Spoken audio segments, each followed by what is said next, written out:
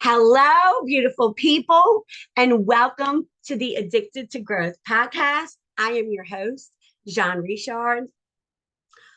Okay, y'all, today I am incredibly excited, as you can tell, about today's guest. Get ready for this, all right? Marcus Black is a former and pastor and current urban missionary providing leadership and mentoring programs to several inner city schools through YFC International. He is a best-selling author, internationally acclaimed speaker, life coach, host of the Vitalize Podcast, and co-pilot of the amazing Embrace Your Ambition traveling faith-based personal development conference, which is amazing. It is such a movement you have to experience. Recently, Marcus has been named one of USA Today's top 9 coaches to help you level up in your life of 2022. What an accomplishment, Marcus.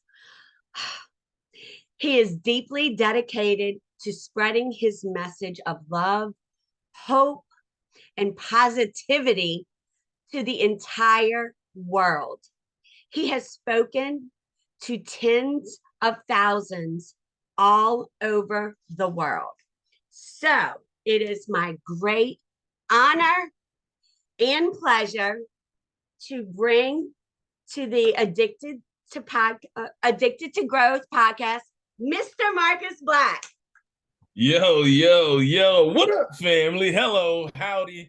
How are you? Thank you so much for that incredible introduction. I really appreciate it. Sometimes I listen to all that stuff and I'm like, who's she talking about? But it's always an honor and humbling to think about the type of things that we are capable of doing, not just me, but you listening, the things you're capable of doing if you become addicted to growth. And that's exactly why you are here. So you came to the right place if that is what you are about. But I just honor you, my dear sister, for having me and for sharing me with your community and allowing me to come and us have this powerful conversation today. So thank you for having me. Oh, you are so welcome. And like I said, it is truly an honor. I am so happy and grateful to have you in my life. You have inspired me more than words can describe. And you are just so infectious. And I know that others in the world need to hear from you. You are truly living out your purpose. You are truly living out God's plan for your life. And it's such a beautiful thing that I have experienced. That's what I want for all my listeners. So again, it's an honor.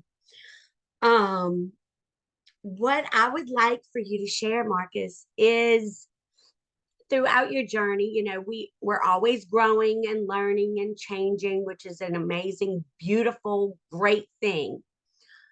What would you say was a turning point in your life, and how has that made you grow? Man, that's an incredible question out the gate. And I actually had this conversation literally earlier today on a radio show, which was really cool. And they were talking about how almost every successful person they've ever encountered has some sort of pivotal moment or this turning point from which their success hinges upon. And so they asked me the same question. And it literally goes back to a situation that I will never forget. It's one of the most pivotal in my life, where your boy and Death, we had a dance. So I just tell people, Death and I did the tango.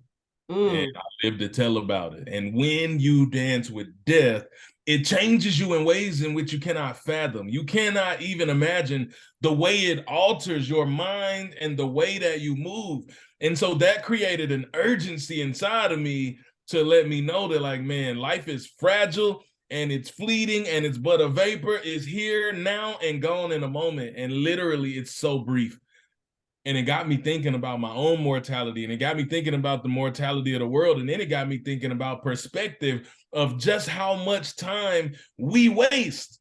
We waste time complaining. We waste time crying about stuff we can't change. We waste time just in this space of feeling stuck in a rut rather than digging, trying to find a way out of it. And that was when I knew that, like, not only did my life have to change, not only did I have to make some different choices, not only did I have to move differently, I wanted everybody around me to do the same. I wanted to not let that experience be for nothing, but to take that experience, package it, and so that I can deliver it as purpose. So I literally converted my pain into purpose by pouring into others. And so, yeah, that experience was crazy. Wow. Now tell us about that experience. What was that? What occurred? Oh man, it's crazy because, like, every time I tell it, it's like I literally can feel, like, I can see it as if it was a movie in my head. And I remember it was a Sunday evening in a cool October evening. That's how I started my book, being all dramatic. And the year 2004, and I had just turned 18 years of age in September. So I was hanging out with some friends at the church. We were getting ready to go to Memphis for a battle of the bands with the youth group. And we got on the church van, would have been cool, but there were some little kids who caught us just before we were about to go, and they were like, we want to go, but there was no room on the bus. So we're 18, there's a few of us that are older, and my brother for life, the pastor's son, was like, man, how about we just drive? So 4 of us got off to make room for the littles, and we drove and trailed them, went up, had a remarkable time. It was incredible, and then we were headed home. And on the way home, I remember just cruising along, mellow, the music was good. We were going about 75 miles per hour. So nothing crazy, no drinking, no drugs, no alcohol, just chilling. I'm kind of dozing off, which is cool because I'm not driving, just kind of. And I remember, like, half asleep, hearing the loudest explosion that I ever heard in my life. Like, something exploded. And I had heard about a friend whose car caught on fire while he was driving because his engine exploded. And so that was my first thought, is like, the engine exploded. I don't even know if that's a common thing. Probably not, but that's where my brain went. Right. And so I got startled. I woke up like, what's happening? And I look at my friend like, yo, what just happened? He doesn't know what happened. Next thing you know, the car starts literally jumping up and down. It starts making all this noise. And then we fly airborne, Dukes of Hazzard style, off the highway, 75 miles per hour, like nearing a bridge, into this massive ditch. So now we are flying, and I am being slapped in my face by glass. My head and neck is being snapped to and fro, hitting the side of the car. Trees are sticking in the car and hitting us. We knocked down about 6 trees before finally this massive crescendo, and it's like, boom. Wow. And in that moment, it just was quiet. Only thing I heard after that moment was the rushing of, like, this just hissing noise of, like, gasoline pouring from a car. And the tree almost went completely through the car. It smashed the trunk all the way into the back seat. And so the car, like, accordioned. We were, like, scrunched in. The metal was all combined. It was discombobulated, and we were trapped. We couldn't get out. None of the doors were open. And so I had a moment where I took the door off the hinge. Lips talking about coming unhinged. You hear about those stories where, like, little ladies pick cars up off of babies and stuff. It's like one of those moments. Like, I literally took a door. They laugh about it now. It wasn't funny in the moment. No, of course not. I had a Hulk moment, but I took a door off of, and got us out, and we crawled through. And wow. Getting to the top of that hill, all I could think about was, like, number one, spoiler alert, I'm still here. Like, not only am I still here, all 4 of us are still here, and we all 4 walked away. And there's no way anybody was supposed to live through that accident. If you saw that car, nobody nobody lived, let alone walked away. Sure. But in that moment, I started to have a lot of questions, because I lost one of my very best friends in this life in a car accident going half the speed, not a year, just a little over a year prior.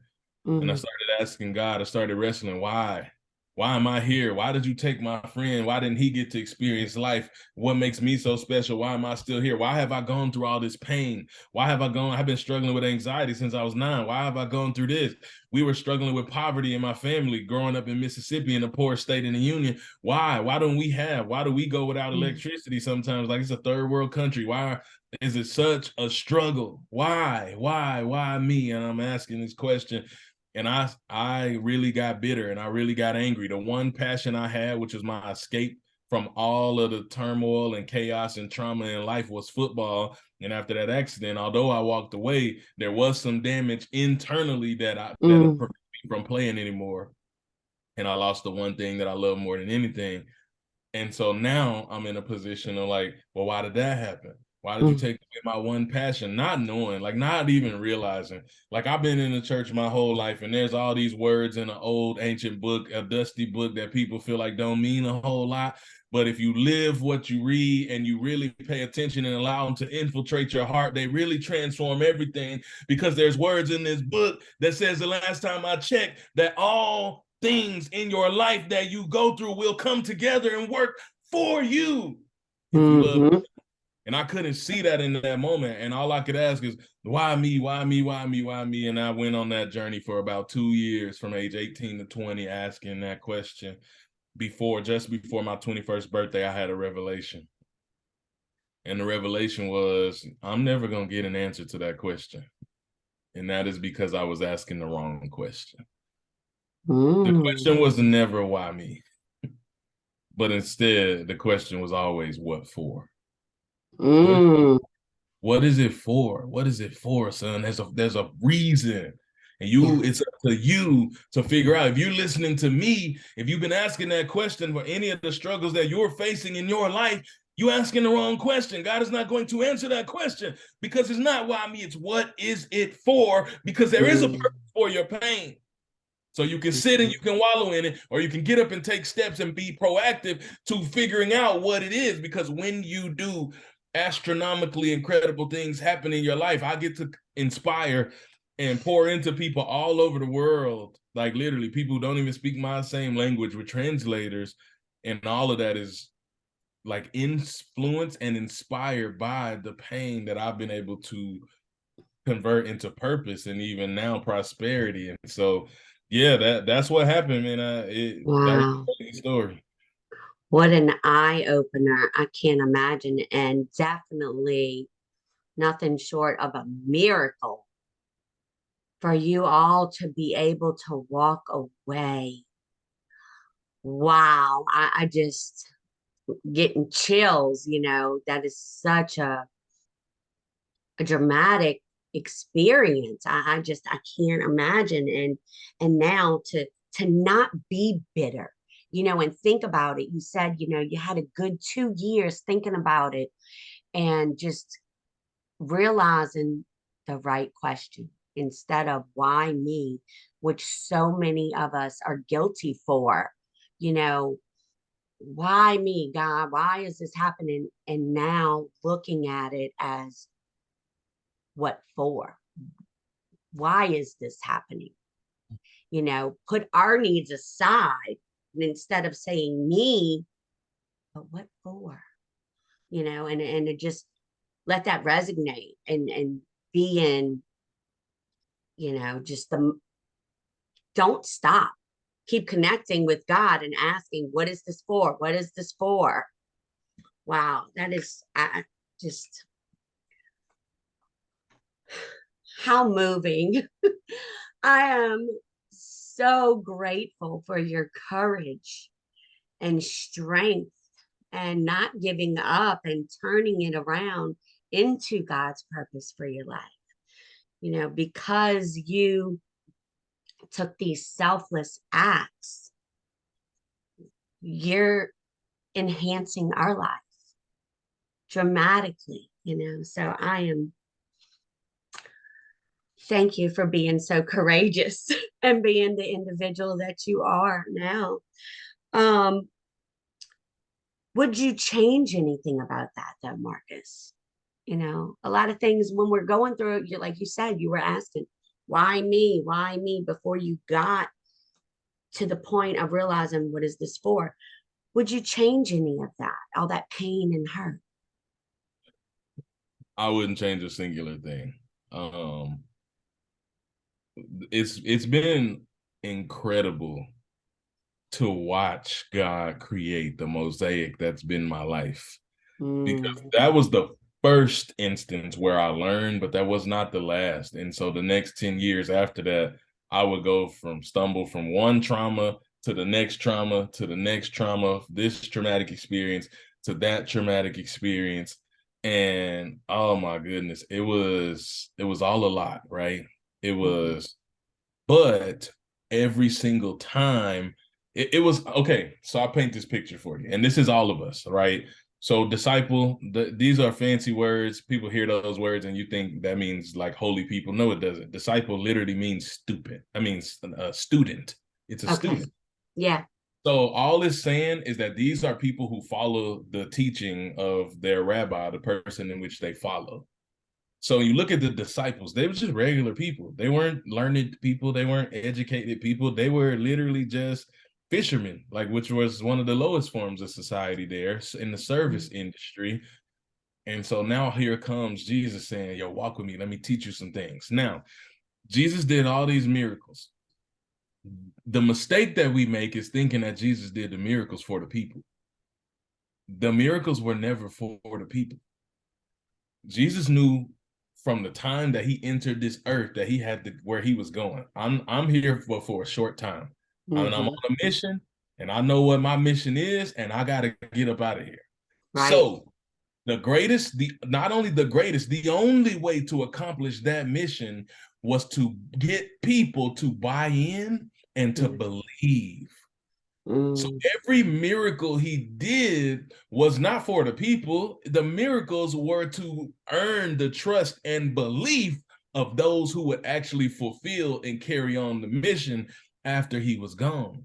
So now he is, I'm doing a miracle. I'm doing a miracle. You don't watch me do this miracle. You watch me do that miracle. You watch me feed multitudes, masses. You watch me literally do things that like don't make any sense.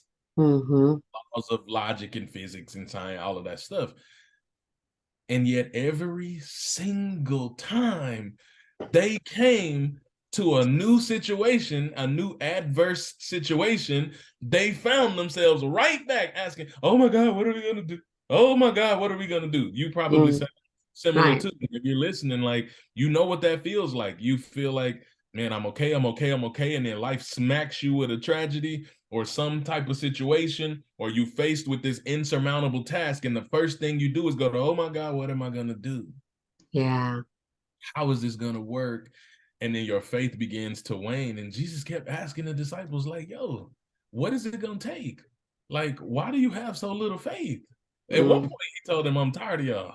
Like, toward the end but that's because he was getting frustrated. His humanity came out because he knew that it was almost time for him to leave. Like in Matthew 17, it's like, time for me to get up out of here. And that's when he healed the demon-possessed boy when the disciples couldn't, and then he could. And it was like, your belief ain't big enough. And he's like, what is it going to take for your belief to be big enough? And I bring all of that up to say, me learning from that example said, I don't want to be that way in my life. I have come through ridiculous sets of circumstances. I could tell you the world's greatest sob story 10 times over from my personal lived experiences, but every single thing I've ever been through, I came out on the other side. And that is because of what he was able to do to sustain me and carry me into something else. And so it got to the point where people probably think I'm psychotic. Because in my lowest moment, I'm getting let go of from a temporary job. I don't know how we're going to survive. I don't know how we're going to pay no bills. We don't even have but one car that's not even ours. We're borrowing from a church member. Wow. My wife has it. She can't pick me up. They let me go. They pack up my things into they pulled a Walmart bag out of somebody's trash can, put my belongings in it, and had security escort me out like I was a criminal for not even my performance. It was just a budget cut. And now here I am with nowhere to go, nobody to call, and I'm in a suit in 100-degree weather, walking from downtown down the highway. Jesus. And you would think, man, that's a guy that's like, hide the rope from him. Like, that's a guy that's not okay. Mm. Yet in that moment, I had the biggest smile on my face. And all I was thinking was, oh God, I don't know how you're gonna make this one, but listen, it's like almost like this, like, okay, I can't wait to see how this ends. I can't Right, let's go. you ever watch a really good movie that like it's like you just so into it, it's like a thriller, and you're like, oh, I can't wait to see because you know it's gonna work, but you don't know how. You can't wait. Right. That's every time now I find myself in one of those situations. This is how my brain works now, and it's been Ah, wired that way because of how many times he's brought me through before. And I tell that story with the disciples because I decided we're all human, but I didn't want it to be like that. I didn't want it to be like them. I didn't want him to keep asking me, like, what is it going to take for you to believe that I got your back? What is it going to take for mm, you to believe that I'm going to bring you through? Have I not already earned your trust and your love and your affection by everything I already brought you through? And the answer is yes. And wow. so, yeah, like I wouldn't change a singular thing because now I know that every single one of those things was just his way of proving to me it was the evidence of the unseen and the substance of the things that I hope and dream for. I've always wanted to make an impact and care and love for people, but I didn't know how. And he just moved me right from this situation and right into this situation and gave me a whole bunch of stuff inside of me, an experience that I can use to do exactly what I always wanted to do. Ah, that is so beautiful. Your faith is admirable. I mean, I my goal is to have Marcus's faith.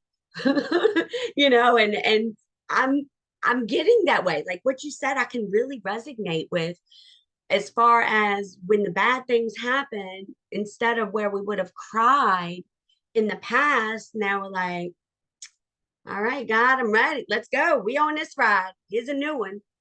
Like, come at, let's go. Let's see how this goes.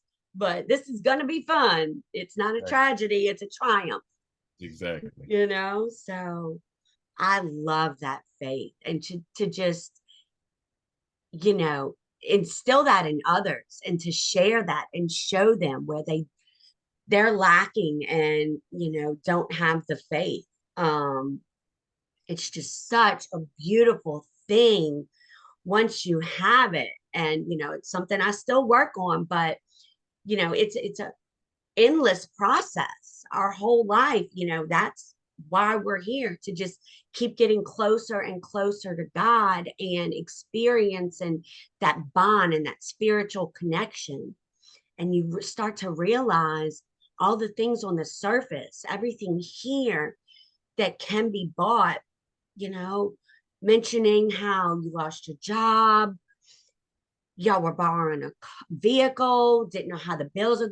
All of that was surface things, but that is what makes our world go round. But yet you have that faith, like I'm not even worried. The Bible And says wow, it'll give you a peace that does not even make sense. It says it surpasses understanding. It means you will have peace in situations and circumstances where it makes no human sense for you to. And this is how you know you're growing in your, and that doesn't mean you won't have moments. Like we all have moments. Jesus had his moment where he told God, I don't want to do this no more. mm-hmm. Like he knew, like, but in his humanity, when he cried out from the garden, like he understood. I'm not telling y'all this is easy. I'm not telling y'all none of that was easy, but it is a choice. How we respond to the adversities we face is a choice. Mm-hmm. Whether we get up and we get frantic and we want to throw in the towel, or whether we just decide, all right, God, you pulled me through before, all of that is a choice. And I want every single one of y'all to start to default to everything you've ever been through. The next time you face an adverse situation, think about every single person listening to our voice has had at least one time where you feel like, oh my God, if I could just get through this, I don't know how this is going to work out. My life is over. And then it wasn't over. And then it all worked out. And you probably had that 5 times over. And now here you are. And every time we come, like you can save yourself a lot of grief if you just ride it out and see how it's going to work out and see how it's all going to work together for you for the good of your future. Right. And not it's not happening to you, it's happening for you. Yeah, it's such a powerful thing. Now, You mentioned, you had a wife at the time, which you still do, beautiful marriage, but did you find that you really had to ease her mind and soul and know that, baby, we're going to be all right? This is okay. Because I know with things that I go through, it kind of,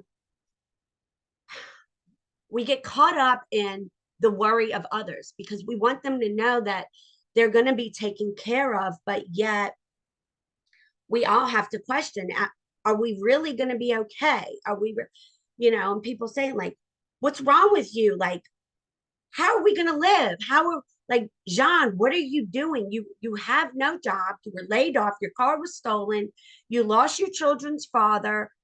Like, what is wrong with you? Like, how are you not moving in with family? Or like, I had a lot of people that would tell me when things were going on, like, how are you not so a basket case? How are you not in a mental facility? How are you handling it with young children? And it's so hard to explain to others, and to just keep that confidence and not let the children worry. And in their eyes, they didn't know what was going on behind the scenes, you know Yeah, I would say number one of the greatest revelations you can have is that the life that you live is 100% dictated and determined by the choices that you make. And so adversity, especially when it comes to financial adversity, is the number one determining factor in divorce, like and cause for it is mm, financial stress and pressure. And so yeah.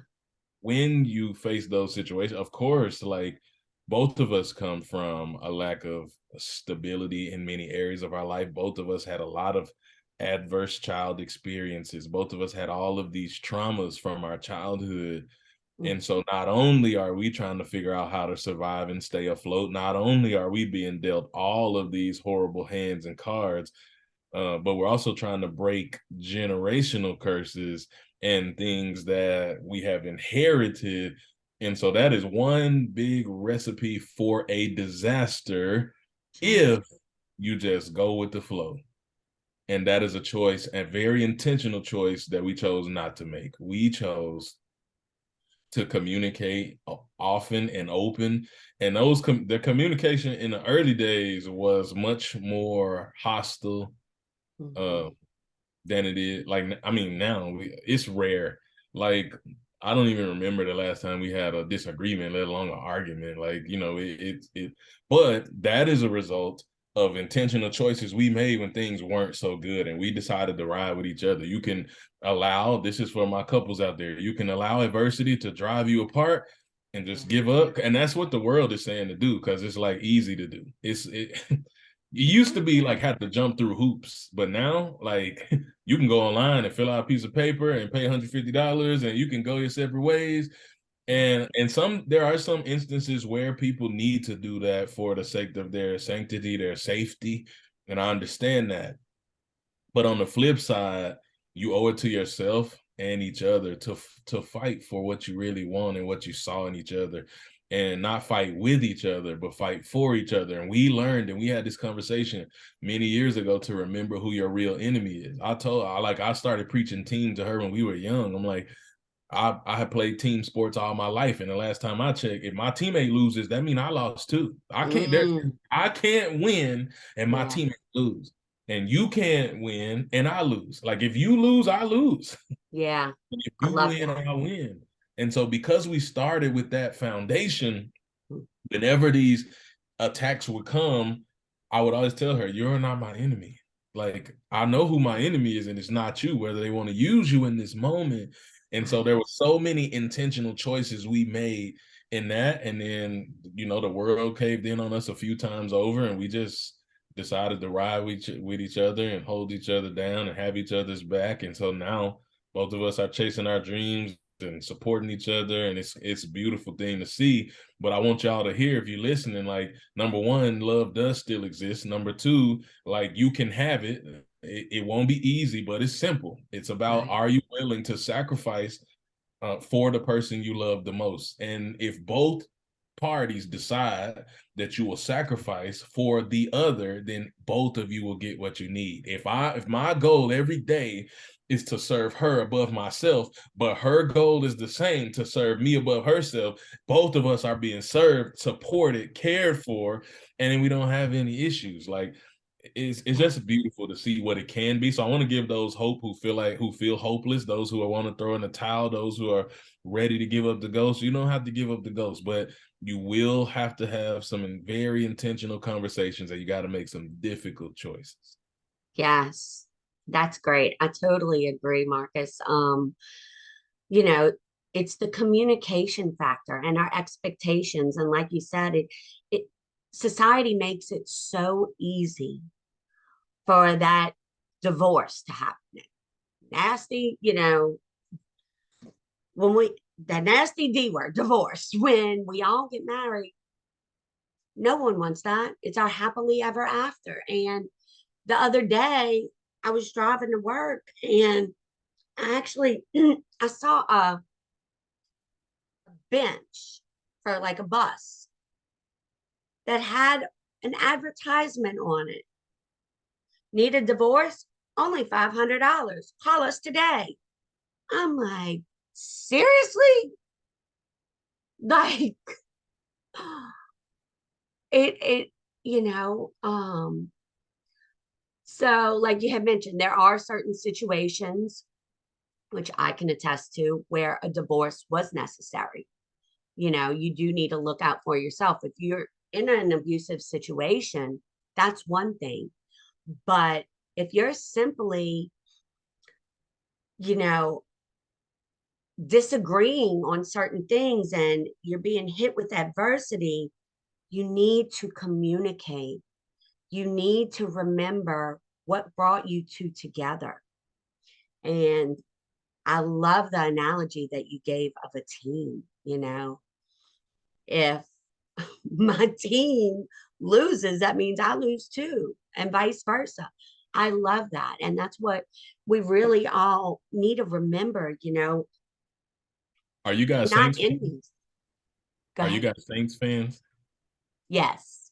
I figured you were. So that would Yeah. be like when Drew Brees was the man running around New Orleans, if he won the MVP, but the team lost in the first round of the playoffs. It's like, he wouldn't be sitting around here like, yeah, I'm glad, that's cool, but his heart would feel grieved because they missed out on the actual goals. Like, my teammates lost, so I didn't really win. So it's like, just really thinking through, like, what does it look like for everybody to win, and getting everybody on the same page, what the goal is, what is the win, defining the win. And that's not just for married people, that's for any relationship you have. Like, if you have people in your life and you are in this life lucky to get a couple of really solid friends and relationships, like, what does it look like for both of you to win and to really support each other and to communicate with clarity? And you said the key word, eliminating expectations, Yeah. because that is a recipe for frustration. The gap between reality and expectation is frustration. And if you want to eliminate Mm. frustration, you got to close the gap. And I just don't even have expectations. Like, I just want you to be you. And that's for all my relationships. People apologize if they don't perform for me, because we live in that type of society and culture where if you don't not performing for people and catering to everything they want, then all of a sudden, like, you're not valuable and you feel bad, you feel guilty. And I'm like, I don't have expectations of the people in my life. Like, so many of you know, like, I'm connected to Trent Shelton. That's my brother. I love him to death. And the world needs him for a lot of things. And I tell him all the time, like, he's like, man, use me for this, use me for that. I'm like, bro, I don't expect nothing from you. If I ask him for something, you can say no, you can't do it, and I don't feel no type of way. I'm like, I don't have Yeah. those. So I'm not gonna be walking around here salty and frustrated because I don't have the expectation.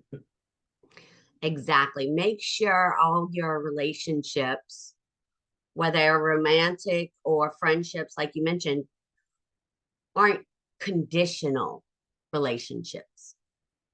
Unconditional relationships is what is truly a relationship. If your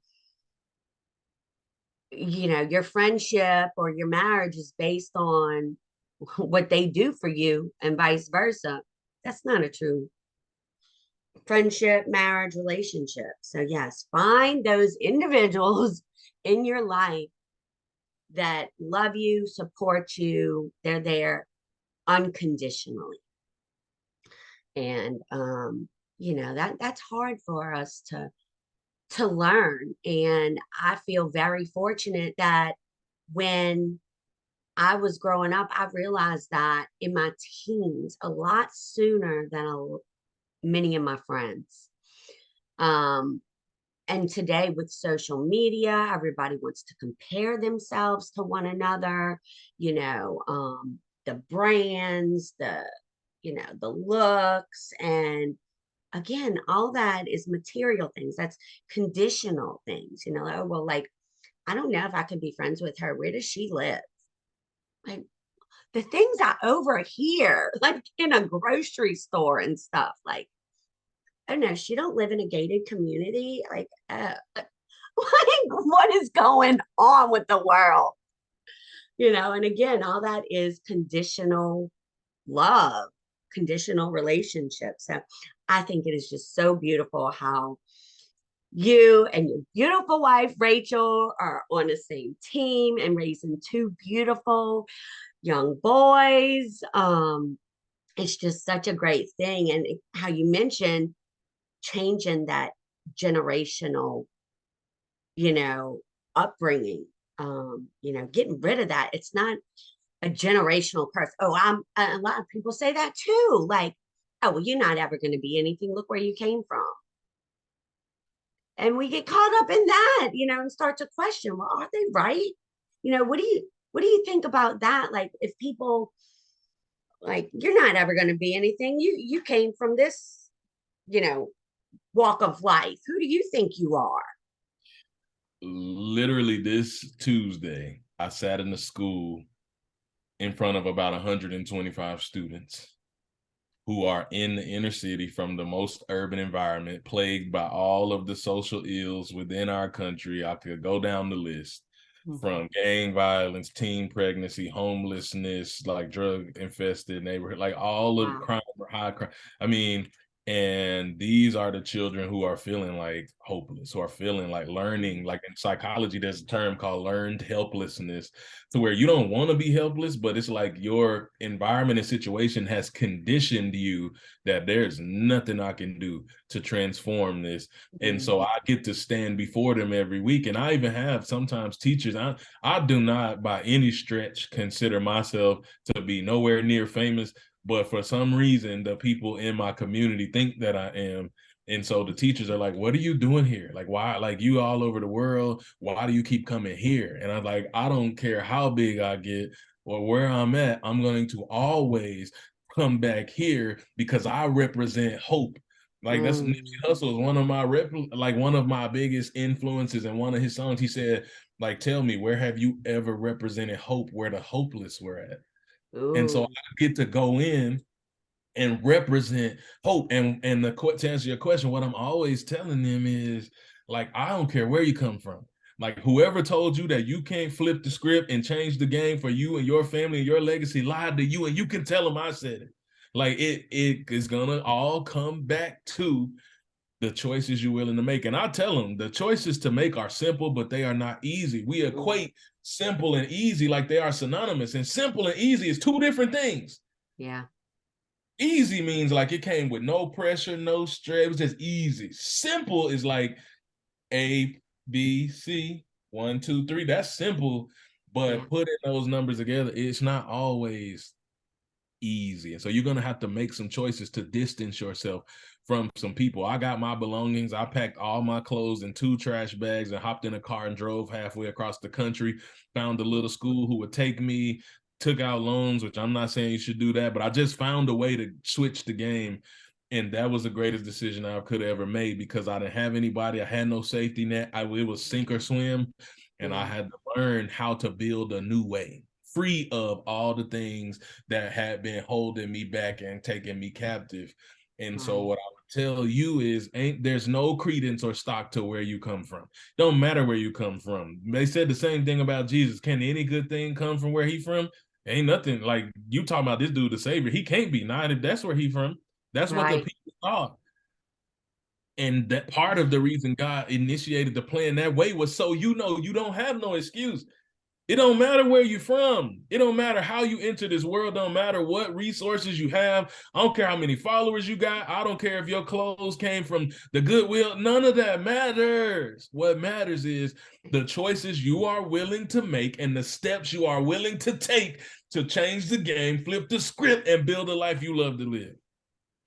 I love that. I love that. And what's really going to stick with me that got me was you bring hope to the hopeless, and that made me think of love to those that aren't loved. Just providing what we're lacking, flip the script, turn it around into the opposite. Okay, there's no love here. Well, we're going to pour and pour and pour it in and overflow with love. There's no hope. There's no faith. We're going to pour in all that faith, pour in all that hope. That's just, I love that. That's so true. And it's just it's simple, but we don't realize that. And I don't, and until I heard you say hope to the hopeless and go into the inner city schools where that's, all these children know the rough environment they're in, and just like, it doesn't matter. Like, you got this, you can do it, providing that hope. That's such a beautiful thing that you're doing, Marcus. And I can't imagine just the impact that you're giving those children. It's such a beautiful thing. We need more Marcuses in this world. Such a beautiful thing. I would like to ask you, what would you like to be remembered for? When your days on this earth, we go with our Heavenly Father, what would the Mr. Marcus Black like to be remembered for?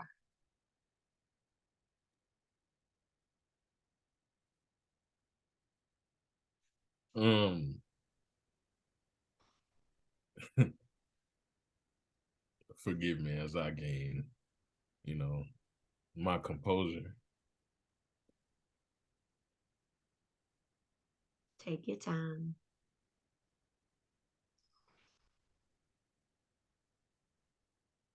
I think, it really, it will always hit me deeply, because when you come from great adversity, right?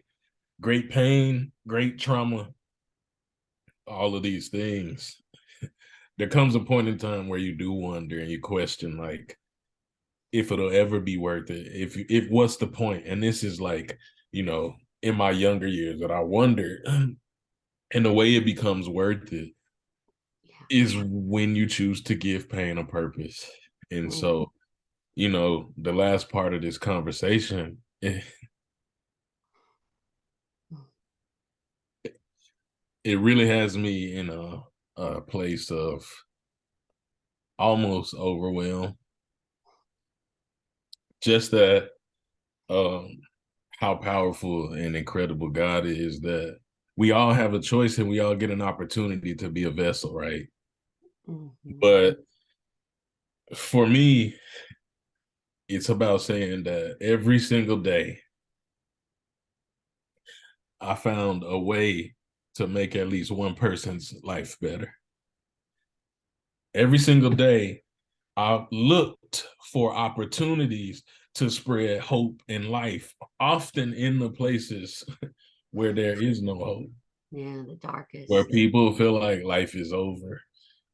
And so I want to be remembered as a person who didn't play by the rules of the world, but and didn't play the game, but changed the game. I Mm, want to be remembered as a person who lived full, who loved hard, and who served fully. I like poured every ounce I had back into building up my family, both my nuclear family, both inside my home and my family all around the world, by just spreading love, hope, joy, positivity, and the principles that Jesus left for us to do. Like, I often tell people, like, you don't always see me quoting the Bible and preaching, although that's something I can do. yeah, But my goal is not so much to tell people all about Jesus. My goal is to be Jesus to people. yeah. It is to be the literal hands and feet and the continuation of the way that he walked the earth, so that people get that experience. And when they ask how, I can ultimately even point them back in that direction. So, it's a beautiful honor to still be here, to still be on the planet, to be walking out that mission. And the most beautiful thing is that we all have that same opportunity, which is why you're gonna find me in all four corners of the internet world, Mm, like yelling and screaming and like all of that is to wake up the world and to create the urgency within every individual, so that you don't absolve yourself of the responsibility you have to do the same thing, to create an impact and a legacy that outlives and outlasts you, because you can. woo! Yes, and that is what connected me to you, pouring your heart and soul into others. Just, I heard you on Trent's podcast, and I was like, you gave me such life, Marcus. And this was almost 2 years ago. I lose track of time. I don't know if it's been 2 or 3, but I was like, I need more of this in my life. I need more of this in my life. Found you on YouTube, and I was addicted to your podcast. So you are definitely, without a doubt, just encouraging the world. So it's such a beautiful thing. And I can go on and thank you forever for that. You've truly changed my life, made me question a lot of things and set up boundaries, live in God's purpose for my life. So thank you for sharing your heart with me and all our listeners here. It's very impactful, so impactful. And I thank you for that so much. Um, Now, I have two little fun questions for you. All right. What is something on Marcus's bucket list, and why? Hmm. Well, I actually would love to travel to every United Nations country. So like, I think there's 195 of those. It fluctuates.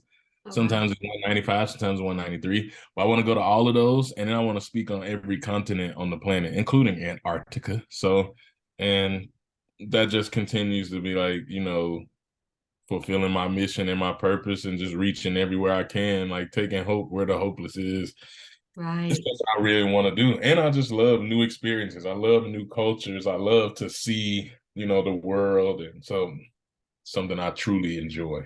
I love that. I love that. And lastly, if you could ask one question to anyone in the world, dead or alive, who would it be and what would you ask? That's an incredible question. And I've thought about that a few times. That's really hard because there's so many incredible, thought leaders. Um, Probably I don't know, the one swimming around my head right now is just Martin Luther. And you look at the history of the world at the point where there were no denominations, all Christians were Catholic, because if you weren't, you was gonna die. We gonna kill you if you don't rock with us. And then when the corruption started to bleed in, and it started to be like, you paying to get your sins forgiven and all of this stuff that God never intended it to be. And then thus Martin Luther coming with the 95 Theses, and they're like, what was going through your mind when you wrote that? And what gave you the ultimate courage to go and nail that to the door of the cathedral? Like, what in the world? And